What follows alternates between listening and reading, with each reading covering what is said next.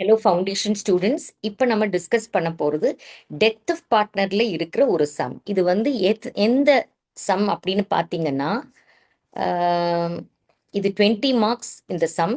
இது வந்து ஜான்வரி எம்டிபியிலேருந்து எடுத்த சம், இஃப் ஐம் கரெக்ட். அப்படின்னா எதுலேருந்து எடுத்தேங்கிறது நான் இப்போ மறந்துட்டேன். எம்டிபி சம் தான்.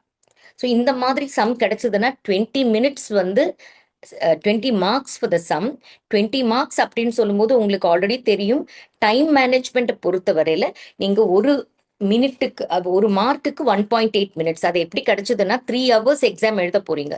அதாவது 180 minutes divided by 100 marks. So that means நீங்கள் இப்போ என்ன பண்ணணும்னா இந்த 20 மார்க்ஸ் சம்முக்கு 18 + 18 36 மினிட்ஸில் சம் பண்ணணும். பட் 36 மினிட்ஸில் கூட நீங்க எடுத்துக்க கூடாது. கொஸ்டின் ரீட் பண்ணி செய்யறதுக்கெல்லாம் சேர்த்து ஒரு 30 மினிட்ஸ் அப்படிங்கிற மாதிரி நீங்க ப்ராக்டிஸ் பண்ணா மட்டும்தான் 35 மினிட்ஸ்லயாச்சும் முடிக்க முடியும். But practically speaking I know it is not possible. So அப்போ இங்க வந்து இந்த சம்முக்கு எடுக்கிற extra time you have to borrow it from other sums that are easier to do.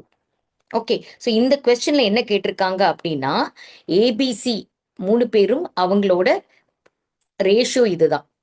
Okay, அவங்களோட புக்ஸ் ஆஸ் ஆன், அவங்களோட பேலன்சஸ் இந்த புக்ஸ்னா பேலன்ஸ் ஷீட்டோட டீட்டெயில்ஸ் கொடுத்துருக்காங்க. கேபிட்டல் அக்கவுண்ட் கிரெடிட் பேலன்ஸ்ல இருக்கு. அப்போ ஃபிக்ஸ்ட் கேபிட்டல் அக்கவுண்ட், ஏன்னா கரண்ட் அக்கவுண்ட் இருக்கு. ஆனா கரண்ட் அக்கவுண்ட் 3 பேருக்குமே டெபிட் பேலன்ஸ். ஸோ இது வந்து நோட் பண்ணணும். இது தவிர நமக்கு வந்து ஆசெட்ஸ் எல்லாம் கொடுத்துருக்காங்க. Debtors balance, creditors balance. Interest on capital charge பண்றதுக்கு முன்னாடி இருக்கிற ப்ராஃபிட் கொடுத்துருக்காங்க. ஓகே, இப்ப குட்வில் கண்டுபிடிக்கிறதுக்கு தனியா கால்குலேட் பண்ண சொல்றாங்க. அதை வந்து ரீவேல்யூவேஷன் அக்கௌண்ட்டுக்கு கொண்டு போக வேண்டாம்னு சொல்றாங்க. இப்ப இந்த பேலன்ஸ் ஷீட் பாத்தீங்கன்னா 31 டிசம்பர் 2022 அப்படின்னா கேலண்டர் இயர் ஃபாலோ பண்றாங்க. அப்ப இந்த 31 டிசம்பருக்கு முன்னாடி இருக்கிற 30th ஜூன் அன்னைக்கு தான் அவர் இறந்து போயிருக்காரு. அப்படின்னா இறந்து போனதுக்கு அப்புறமா இருக்கிற வருஷ கடைசியோட ப்ராஃபிட்டை தான் நமக்கு அங்க கொடுத்துருக்காங்க. ஓகே, அதுக்கு அடுத்து என்ன சொல்றாங்கன்னா, ஓப்பனிங் பேலன்ஸ் ஆஃப் கேபிட்டல் அக்கௌண்ட்டை பேஸ் பண்ணி 12% ப்ராஃபிட் வந்து இன்ட்ரெஸ்ட் வந்து கிரெடிட் பண்றாங்க. அதுக்கு அடுத்தது பார்ட்னர்ஷிப் டீட்ல இன்னொன்னு என்ன கொடுத்துருக்காங்கன்னா, on the death of a partner ஒரு பார்ட்னர் இறந்து போனாங்கன்னா 3 வருஷத்தோட average annual profit up to the date of death. Calendar year 3 வருஷம் இல்ல, அவர் இறந்து போற டேட் வரைக்கும் இருக்கிற 3 வருஷத்தோட ஆவரேஜ் ப்ராஃபிட் கண்டுபிடிச்சிட்டு அதுல வந்து இன்ட்ரெஸ்ட் ஆன் கேபிட்டலை டெபிட் பண்ணணும் அட் 10% per annum. அதே மாதிரி ஒரு ஃபேர் ரெம்யூனரேஷனும் டெபிட் பண்ணிட்டு அந்த அமௌண்ட்டை வச்சுதான் நம்ம வந்து குட்வில் கேல்குலேஷன் சொல்லியிருக்காங்க. அப்படின்னா ஆவரேஜ் ஆனுவல் ப்ராஃபிட் கண்டுபிடிச்சிட்டு அதுல இன்ட்ரெஸ்ட் ஆன் கேபிட்டலையும் ரெம்யூனரேஷனையும் டெபிட் பண்ணதுக்கு அப்புறமா இன்டூ 3 போட்டு குட்வில் கண்டுபிடிக்கணும். அது தவிர ஃபிக்ஸ்டு ஆசெட்ஸ் வந்து வேல்யூவேஷன் ரீவேல்யூவேஷன் பண்றாங்க. மற்றபடி ஆசெட்ஸ் அண்ட் லைபிலிட்டி புக் வேல்யூலேயே கன்சிடர் பண்ண சொல்றாங்க. அது தவிர டைம், நம்ம கொஞ்சம் முன்னாடி தானே சொன்னோம், டைம் பேசிஸ்ல இல்ல சேல்ஸ் டர்ன் ஓவர் பேசிஸ்ல நம்ம வந்து அந்த profit up to the date of death பிரிச்சு கொடுக்கணும்னு பார்த்தோம்ல, இங்க டைம் பேசிஸ் சொல்லிட்டாங்க. அதுக்கு அடுத்தது 3 வருஷத்தோட ப்ராஃபிட் கொடுத்துருக்காங்க. ரிமெம்பர், இது வந்து எஸ் நமக்கு வந்து கொடுத்துருக்கிற இந்த ப்ராஃபிட் பார்த்தீங்கன்னா 2019, 2021. இது தவிர 2022ஓட ப்ராஃபிட்டும் இங்க இருக்கு. நமக்கு இந்த இதுல வந்து 30 ஜூன் அன்னைக்கு தான் அவர் இறந்து போறாரு 2022. அப்படின்னா 3 வருஷத்தோட ஆவரேஜ் ப்ராஃபிட் கண்டுபிடிக்கிறதுக்கு நம்ம 2019 ஜூலை டு 2020 ஜூன் கடைசியில அந்த பேசிஸ்ல ஒரு வருஷம். அதுக்கு அடுத்தது 20 July to 21 June, 21 July to 22 June. அந்த பேசிஸ்ல தான் இந்த ஆவரேஜ் எடுக்கணும். அப்படின்னா இந்த வருஷத்தோட பாதி ப்ராஃபிட், இந்த வருஷத்தோட பாதி, அதுதான் ஃபர்ஸ்ட் இயர். இந்த வருஷத்தோட பாதி பிளஸ் இந்த வருஷத்தோட பாதி தான் செகண்ட் இயர். இந்த வருஷத்தோட பாதியும் இந்த ப்ராஃபிட்டோட பாதியும் தான் தேர்ட் இயரோட ப்ராஃபிட்டா எடுத்து நம்ம டோட்டல் போட்டு பை 3 போட்டு ஆவரேஜ் ப்ராஃபிட் கண்டுபிடிக்கணும். I will help you with, don't worry. அதுக்கு அடுத்தது ரீவேல்யூ பண்ணும்போது லேண்ட் அண்ட் பில்டிங் நமக்கு இங்க 1,80,000 இருக்கு. அது வந்து அப்வர்ட் ரீவேல்யூ ஆயிருக்கு. ஃபர்னிச்சர் அண்ட் ஃபிக்சர்ஸ் வந்து இங்க 33,750 இருக்கிறது டவுன்வர்ட் ரீவேல்யூவேஷன். அப்ப அதை நம்ம நெட் பண்ணி ரீவேல்யூவேஷன் அக்கௌண்ட் போடணும். இது தவிர குட்வில் கால்குலேஷனுக்கு ஒரு ரெம்யூனரேஷனை லெஸ் பண்ண சொல்லியிருக்காங்க இல்லையா, அதுக்கு வந்து ஒவ்வொரு ஈச் ஆஃப் த பார்ட்னர்ஸ் சொல்லியிருக்காங்க. அப்போ ஒவ்வொருத்தருக்கும் இவ்வளவு ரெம்யூனரேஷன் கொடுக்குற மாதிரி. அது தவிர கேபிட்டல் எம்ப்ளாய்டுல 10% தானமா நம்ம இன்ட்ரெஸ்ட் ஆன் கேபிட்டல் போட சொல்லியிருக்காங்க, அதுக்கு இந்த கேபிட்டலை எடுத்துக்க சொல்லியிருக்காங்க. ஸோ இது தவிர வந்துமா குட்வில்ல வந்து பேலன்ஸ் ஷீட்ல காட்ட வேண்டாம். அதனால குட்வில் அட்ஜஸ்ட்மெண்ட் ஈவன் அதர்வைஸ் நம்ம இந்த இப்போ கால்குலேட் பண்ற குட்வில் வந்து செல்ஃப் ஜெனரேட்டட் குட்வில். அதனால இந்த குட்வில்ல எப்படியா இருந்தாலும் நம்ம பேலன்ஸ் ஷீட்ல காட்ட மாட்டோம். ஸோ அதனால கேபிட்டல் அக்கௌண்ட் வழியா அட்ஜஸ்ட் பண்ண சொல்லியிருக்காங்க. அதுக்கு அடுத்தது இவருக்கு கொடுக்க வேண்டிய பணத்தை லோன் அக்கௌண்டா காமிக்க சொல்லியிருக்காங்க. ஓகே, இப்ப இவர் இறந்ததுக்கு அப்புறமா, இவர் இறக்குறதுக்கு முன்னாடி வந்து பிஎஸ்ஆர் இவ்வளவா இருந்திருக்கு. ஆனா இறந்ததுக்கு அப்புறமா சி தான் இறந்து போறாரு. அப்ப ஏயும் பியும் வந்து ஈக்குவல் பார்ட்னர்ஷிப் ரேஷியோ ப்ராஃபிட்டை ஈக்குவலா ஷேர் பண்ணிக்கிறாங்க. ஸோ இந்த பாயிண்ட் மறந்துடாதீங்க. அதே மாதிரி இந்த ஆசெட்ஸை ரீவேல்யூ பண்ணும்போது அதோட டெப்ரிசியேஷன் கொஞ்சம் கூடி குறையும் இல்லையா, அதை இக்னோர் பண்ண சொல்லிட்டாங்க. ஸோ இங்க ஃபிக்ஸட் கேபிட்டல் மெத்தடுங்கிறதுனால capital account, current account, one second balance sheet இந்த தேதிக்கு போட சொல்லியிருக்காங்க. ஒர்க்கிங்ஸ் எல்லாம் நம்ம பாயிண்ட் டெசிமல் பாயிண்ட் போட வேணாம், அதனால நியரஸ்ட் ருபீட் சொல்லிட்டாங்க. 20 மார்க்ஸ். Okay, 20 marks. ஸோ ரொம்ப கேர்ஃபுல்லா பண்ணணும். அழகா மார்க்ஸ் ஸ்கோரும் பண்ணலாம், லூஸும் பண்ணலாம். ஸோ அப்போ இங்க வந்து நான் பல தடவை சொல்லியிருக்கேன், மெயின் சொல்யூஷனா என்ன கொடுத்துருக்காங்களோ அதை எழுதுனதுக்கு அப்புறமா தான் ஒர்க் நோட்ஸ் போட முடியும். அப்ப மெயின் சொல்யூஷனை பொறுத்தவரையில எப்படி ஃபில் பண்றதுங்கிறது நான் கிளாஸ்ல டிஸ்கஸ் பண்ணியிருக்கேன். But one second I tell you. அப்ப இங்க இந்த கேபிட்டல் அக்கௌண்டோட ஒரு சிங்கிள் பேஜ்லயே எழுத பாருங்க. ஏன்னா எக்ஸாம்க்கு உங்களுக்கு கிடைக்கிறது அகலமான பேஜ். ஸோ நீங்க 2 பேஜா, ஒரு பேஜ்ல டெபிட் சைடு, ஒரு பேஜ்ல கிரெடிட் சைடு விட இந்த மாதிரி ஓரளவுக்கு எழுதிருங்க. ஆனா நீட்டா எழுதணும், தட் இஸ் வெரி இம்பார்ட்டன்ட். உங்களுக்கு சிங்கிள் பேஜ்ல லெஜர் போட்டா நீட்டா வராதுன்னா டெபிட் சைட் கிரெடிட் சைட் வேற வேற பேஜா போட்டுருங்க. ஸோ இங்க வந்து கொஸ்டின்ல கொடுத்திருக்கிற இந்த ஃபிகர்ஸை எழுதிருங்க. ஸோ கேபிட்டல் அக்கௌண்ட்டை பொறுத்தவரை உங்களுக்கே தெரியும், ஏஎன்பியை டெபிட் பண்ணி இங்க போடணும். அதுக்கு அடுத்தது அதுக்கு ஏஎன்பியை டெபிட் பண்ணணும், சிஏ கிரெடிட் பண்ணணும். So we can do that now. அதே மாதிரி சியோட கரண்ட் அக்கௌண்ட்ல டெபிட் பேலன்ஸா கிரெடிட் பேலன்ஸான்னு கண்டுபிடிச்சு அதையும் இங்க கொண்டு வரணும். கொண்டு வந்ததுக்கு அப்புறமா தான் இந்த அமௌண்ட்டை நம்ம கண்டுபிடிக்க முடியும். ஸோ அதெல்லாம் ஹோல்டு போட்டுருங்க. ஸோ நீங்க பேலன்ஸ் ஷீட் எக்ஸாம்ல என்ன பண்ணுங்க, பார்ட்னர்ஸ் கேபிட்டல் அக்கௌண்ட் போட்டு லைன் எல்லாம் டிராப் பண்ணிட்டு ஓப்பனிங் பேலன்ஸ் எழுதிக்கோங்க. பை ஏஎன்பி கேபிட்டல் அக்கௌண்ட்னு எழுதிக்கோங்க. ஃபிகர் எழுத முடியாது, பிராக்கெட்ல குட்வில் போட்டுருங்க. அதே மாதிரி டு சீஸ் கேபிட்டல் அக்கௌண்ட் போட்டுருங்க. அதே மாதிரி இந்த இடத்துல நம்ம வந்து டெபிட் சைட்ல வந்திருக்கு, ஆனா எந்த சைட்ல வேணாலும் வரலாம், we do not no.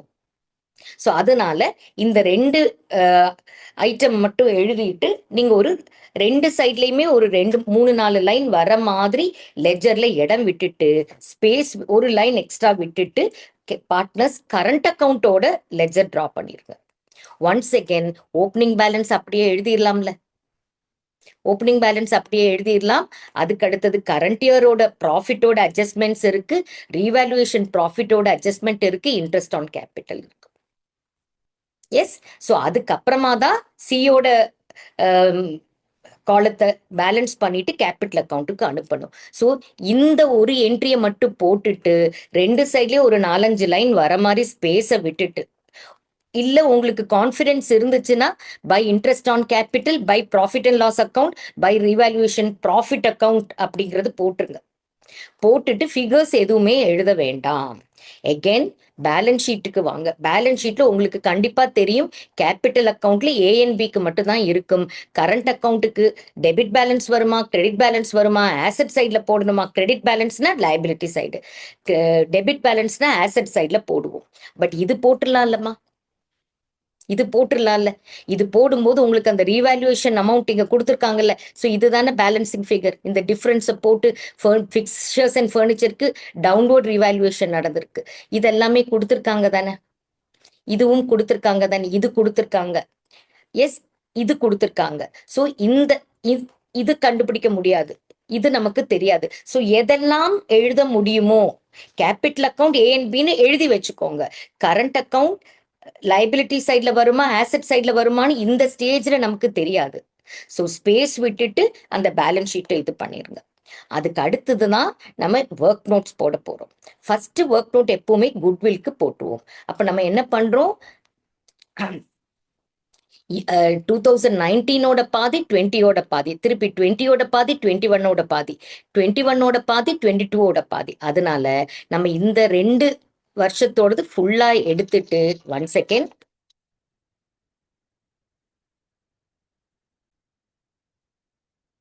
Interruption. S, so அதனால நம்ம என்ன பண்றோம், இந்த 2 வருஷம் எப்படியா இருந்தாலும் ஃபுல் இயரோட ப்ராஃபிட் வந்துருது. ஸோ அதனால இது 2 ஃபுல் இயரோட ப்ராஃபிட்டா எடுத்துட்டு, 19ஓட பாதி வருஷமும் இந்த இதோட பாதி, நமக்கு 2,34,000 கொடுத்துருந்தாங்கல்ல, அதோட பாதி எடுத்து எடுத்தா 3 வருஷத்தோட ப்ராஃபிட் கிடைக்கும். அதுல பை 3 போட்டா ஆவரேஜ் ப்ராஃபிட் கிடைக்கும். அப்படியே அப்ப இதையே எடுத்துட வேண்டியதானே? முடியாது, ஏன்னா நம்ம இன்ட்ரெஸ்ட் ஆன் கேபிட்டல் எல்லாம் லெஸ் பண்ணணும் இல்லையா? அதனால இங்க அந்த இன்ட்ரெஸ்ட் ஆன் கேபிட்டல் எப்படி சாரி கிடைச்சதுன்னா, அங்க இங்க கொடுத்துருக்காங்கல்ல கொஸ்டின்ல, question where is the question, கொஸ்டின்ல வந்து இந்த கேபிட்டல் எம்ப்ளாய்ட 5,85,000 எடுத்துக்க சொல்லியிருக்காங்க. அந்த 5,85,000ஓட 10% தான் இங்க போட்டிருக்காங்க. எஸ், 5,85,000ஓட 10%. அதுக்கு அடுத்தது இந்த ஃபிகர் கொடுத்துருக்காங்களே, ஈச் பார்ட்னர் கொடுத்துருக்காங்க, அதனால இன்டூ 3 போடணும். ஈச் பார்ட்னர் கொடுக்கலன்னா இந்த ஃபிகரை அப்படியே எடுத்துக்கலாம். இதெல்லாம் மைனஸ் பண்ணதுக்கு அப்புறம் கிடைக்கிறது தான் ஆனுவல் அட்ஜஸ்டட் ப்ராஃபிட். இதுல 3 இயர்ஸ் பர்ச்சேஸ் கொடுத்துருக்கிறதுனால இன்டூ 3 போடுறோம். அதுக்கு அடுத்தது சியோடது என்னமா, 4:3:3 தானம்மா. அப்ப சியோட போர்ஷன்ங்கிறது 3/10. ஸோ அதனால இந்த குட்வில் எவ்வளவுன்னு கண்டுபிடிச்சிட்டு அவருக்கு கிரெடிட் பண்ண வேண்டிய குட்வில்லோட போர்ஷன். இப்ப அடுத்தது இதுக்கு கேபிட்டல் அக்கௌண்ட் வழியா அட்ஜஸ்ட் பண்ணணும். அதுக்கு நமக்கு என்ன வேணும், கெய்னிங் ரேஷியோ வேணும். அதனால new ratio minus volt ratio. நமக்கு ஓல்ட் ரேஷியோ ஏக்கும் பிக்கும் வந்து 4/10, 3/10. ஆனா நியூ ரேஷியோ 1/2 தானம்மா. அப்ப எல்சிஎம் பாத்தீங்கன்னா பை 10 போட்டுடலாம். பை 10 போட்டால் இங்க 1/2 இதுன்னு சொல்லும்போது 5 மைனஸ் 4, அதாவது இங்க 1/10 தான் அவரோட கெய்னிங். இங்க வந்து பாத்தீங்கன்னா ஒன்ஸ் அகேன் போடும்போது 1/2 போடும்போது 5 மைனஸ் 3 போடும்போது எல்சிஎம் 10 எடுத்து பண்றோமா. நான் எல்சிஎம் உட்காந்து டீட்டெயில்டா போடல, இவரோட கெய்னிங் வந்து 2. அப்படின்னா இவங்களுக்குள்ள இந்த குட்வில்ல இவங்களுக்குள்ள எப்படி அட்ஜஸ்ட் பண்ணிக்கிறாங்கன்னா 1:2 ரேஷியோல. ஸோ அப்ப இது கண்டுபிடிக்கிறதுக்கு என்ன பண்ணணும்னா, 34,425 divided by 3 into 1 equal to போட்டா இந்த ஃபிகர், 2 ஈக்குவல் டு போட்டா இந்த ஃபிகர் கிடைக்கும். ஸோ இந்த அட்ஜஸ்ட்மெண்ட் இங்க போட்ட உடனே நீங்க என்ன பண்ணணும்னா, இதை கொண்டு வந்து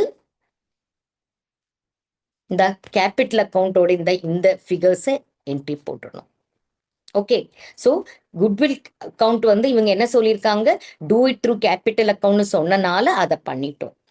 அடுத்தது நம்ம என்ன பண்ண போறோம், ரீவேல்யூவேஷன். ஓகே, அதுக்கு முன்னாடி பிஎன்எல் ரீவேல்யூவேஷன் பண்ணிட்டு பிஎன்எல் அப்ரோப்ரியேஷன் பண்ணாலும் சரி, பிஎன்எல் அப்ரோப்ரியேஷன் பண்ணிட்டு ரீவேல்யூவேஷன் பண்ணாலும் சரி. ஸோ இங்க வந்து நமக்கு டோட்டல் ப்ராஃபிட் 2,34,000 டைம் பேசிஸ்ல எடுக்க சொன்னதுனால அவர் கரெக்டா 6 மாச கடைசியில இறந்திருக்காரு. ஸோ அப்படியே ஸ்பிளிட் பண்ணி மொத 6 மாசத்தோட ப்ராஃபிட், 2வது 6 மாசத்தோட ப்ராஃபிட். அதுக்கு அடுத்தது நம்ம என்ன பண்றோம், இவங்களோட கேபிட்டல் கொடுத்துருக்காங்க இல்லையா, நம்மளோட இங்க இந்த கேபிட்டல் அக்கௌண்ட்டை பேஸ் பண்ணி தான் நம்ம இன்ட்ரெஸ்ட் கொடுக்க போறோம். So 6% interest, I mean 12% for the whole year இல்லையா? நம்ம குட்வில் கால்குலேஷனுக்கு மட்டும்தான் இந்த சம்ல கவனிக்க வேண்டிய ஒரு விஷயம் இருக்கு. எஸ், இன்ட்ரெஸ்ட் கிரெடிட் பண்றது 12% per annum தான் கேபிட்டல் அக்கௌண்ட்ல கிரெடிட் பண்றோம். அதே சமயம் குட்வில் கால்குலேஷனுக்கு 10% இன்ட்ரெஸ்ட். ஸோ ரெண்டு போட்டு கன்ஃபியூஸ் பண்ணிக்க கூடாது. குட்வில் கால்குலேஷனுக்கு மட்டும்தான் இன்ட்ரெஸ்ட் ஆன் கேபிட்டல் 10%-ஆ எடுக்கிறோம். இவங்க கொடுத்துருக்கிற இந்த கேபிட்டல் எம்ப்ளாய்டை கன்சிடர் பண்றோம். மற்றபடி கரண்ட் இயரோட கால்குலேஷனுக்கு நம்ம என்ன எடுத்துக்கணும்னா, இங்க பேலன்ஸ் ஷீட்ல ஓப்பனிங் பேலன்ஸா கொடுத்துருக்கிற கேபிட்டல் அக்கௌண்ட்டோட வேல்யூஸை எடுத்துக்கணும். அது தவிர இன்ட்ரெஸ்ட் ஆன் கேபிட்டல் வந்து 12% எடுத்துக்கணும். ஸோ அப்படி போடுறதுனால 6 மாசத்தோட ப்ராஃபிட் அடுத்த 6 மாசத்தோட, சாரி நாட் ப்ராஃபிட், இன்ட்ரெஸ்ட். 6 மாசத்தோட இன்ட்ரெஸ்ட் அடுத்த 6 மாசம். இவருக்கு மட்டும் 6 மாசத்துக்கு மட்டும்தான் இன்ட்ரெஸ்ட் கொடுக்குறோம், ஏன்னா அவர் இறந்துட்டாரு. அடுத்த 6 மாசத்துக்கு அவருக்கு இன்ட்ரெஸ்ட் கொடுக்கல. இது தவிர இது கால்குலேட் பண்ணதுக்கு அப்புறம் தான் இந்த ஃபிகர் எழுதணும். அதனாலதான் இது ரெண்டாவதா ஒர்க் நோட் போடுறது பெட்டர். அதுக்கு அடுத்து என்ன பண்றோம் அப்படின்னா, நமக்கு இந்த கரண்ட் அக்கௌண்ட்டுக்கு இந்த ப்ராஃபிட்டை நம்ம ஷேர் பண்றோம். அப்ப இங்க என்ன பண்றோம்னா, அந்த இந்த 1,17,000ல இந்த 3 ஃபிகர்ஸையும் மைனஸ் பண்ணா கிடைக்கிற ப்ராஃபிட் இருக்கு இல்லையா, அந்த டோட்டல் ப்ராஃபிட்டை 4:3:3 பிரிச்சு கொடுத்துடுறோம். ஸோ இந்த கால்குலேஷன் போடுறதுக்கு நமக்கு இந்த ஃபிகர் தேவையில்லை. ஓகே, பட் ஆனா இந்த கால்குலேஷன் போடுறதுக்கு இது வேணும். ஓகே, ஸோ அதனாலதான் நான் சொன்னேன், இந்த ஒர்க் நோட்டை நம்ம தேர்ட் ஒர்க் நோட்டா கூட போட்டுக்கலாம். இப்போ ஹோல்டு போட்டுட்டு நம்ம அடுத்தடுத்து போலாம். 1 செகண்ட்.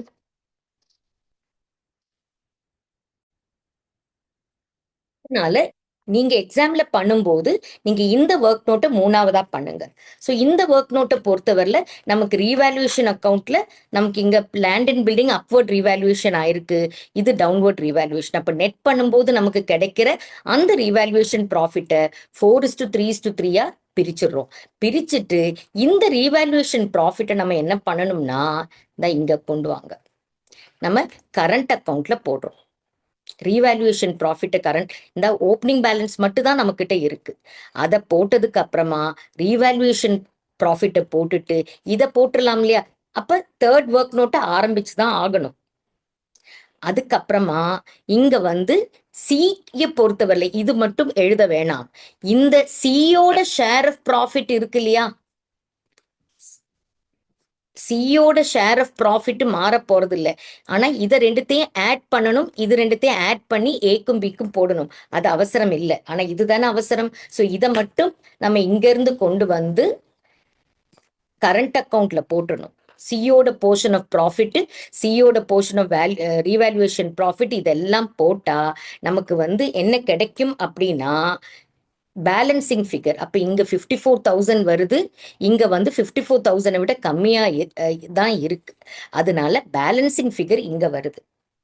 அப்ப ரிமெம்பர், பேலன்சிங் ஃபிகர் கிரெடிட் சைட்ல க்ளோசிங் பேலன்ஸ் வந்தா அது டெபிட் பேலன்ஸ், கிரெடிட் சைட்ல க்ளோசிங் பேலன்ஸ் வந்தா அது டெபிட் பேலன்ஸ். அப்ப பை சீஸ் கேபிட்டல்னு கிடைக்கும். அப்ப இந்த 9180 இந்த ஸ்டேஜ்ல கொண்டு போய் நம்ம இந்த இடத்துல போட்டுரும். இந்த இடத்துல போட்டாச்சுன்னா நம்ம இந்த ஒர்க் பண்ணிட்டோம், இது நமக்கு தெரியும், இதை போட்டாச்சு, இதை போட்டாச்சு. அப்ப பேலன்சிங் ஃபிகரா சியோட எக்ஸிக்யூட்டர்ஸ் அக்கௌண்ட்டை போட்டாச்சு. அப்ப இங்க இதெல்லாம் போட வேணாம், வெயிட் பண்ணுங்க. சோ இங்க சியோட எக்ஸிக்யூட்டர்ஸ் அக்கௌண்ட்டுக்கு கொடுக்க வேண்டிய பணம் எவ்வளவுன்னு கண்டுபிடிச்சிட்டோம். அப்படிங்கிற பட்சத்துல அந்த அமௌண்ட்டுக்கு தான் நம்ம 6% இன்ட்ரெஸ்ட் போடுறோம். ஃபார் 12% இன்ட்ரெஸ்ட் கொடுத்துருந்தாங்களோ, ஒரு செகண்ட் எவ்வளவு கொடுத்துருந்தாங்கன்னு ஒரு தடவை போய் பார்ப்போம்.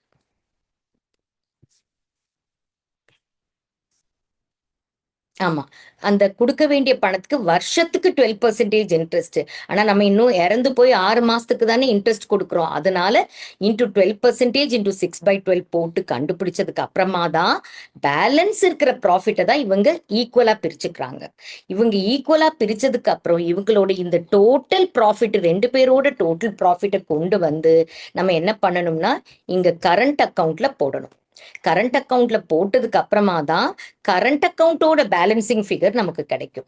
ஓகே, கரண்ட் அக்கௌண்டோட பேலன்சிங் ஃபிகர் ஏக்கும் பிக்கும் பாத்தீங்கன்னா க்ளோசிங் பேலன்ஸ் டெபிட் சைட்ல இருக்குன்னா கிரெடிட் பேலன்ஸ். ஸோ அந்த கிரெடிட் பேலன்ஸை தான் பேலன்ஸ் ஷீட்ல போட்டுரும். அதுக்கு அடுத்தது கேபிட்டல் அக்கௌண்ட்டுக்கு வாங்க. கேபிட்டல் அக்கௌண்ட்ல பெரிய அட்ஜஸ்ட்மெண்ட்ஸ் இல்லை, பேலன்ஸ் பண்ணி இதை அப்படியே எடுத்து போட்டு இதை இங்க போட வேண்டியதுதான். எஸ், அது தவிர மறக்காம அந்த சிக்கு நம்ம லோனா தானே வச்சிருக்கோம், அதனால அந்த பணத்தை இங்க சீஸ் எக்ஸிக்யூட்டா லோன் அக்கௌண்ட்னு போட்டாலும் சரி, சீஸ் எக்ஸிக்யூட்டா பணம் கொடுக்கல, அதனால இந்த மாதிரி போட்டுருங்க. பணம் கொடுத்திருந்தா பேங்க் அக்கௌண்ட்ல லெஸ் பண்ணணும், ஆனா பணம் கொடுக்கல, லோன் அக்கௌண்டா தான் காமிக்க சொல்லியிருக்காங்க. ஸோ ஃபுல் ஃபிளெஜ்டா நான் செம்ம ஒர்க் அவுட் பண்ணி காட்டல, ஒவ்வொரு அட்ஜஸ்ட்மெண்ட்டும் எந்த ஸ்டேஜ்ல எப்படி பண்ணணும் அப்படிங்கிறத மட்டும் தான் டிஸ்கஸ் பண்ணியிருக்கேன். அதுக்கு மட்டும் தான் இப்போதைக்கு டைம் இருக்கு. ஓகே, ஸோ இந்த மாதிரி சம் வந்தா time is of the great essence. அதை பக்காவா நீங்க டைம் மேனேஜ்மெண்ட் பண்ணி இந்த சம பண்ற மாதிரி இருக்கும். 20 மார்க்ஸ் ஈஸியா ஸ்கோர் பண்ணக்கூடிய ஒரு சம் இது. ஓகே.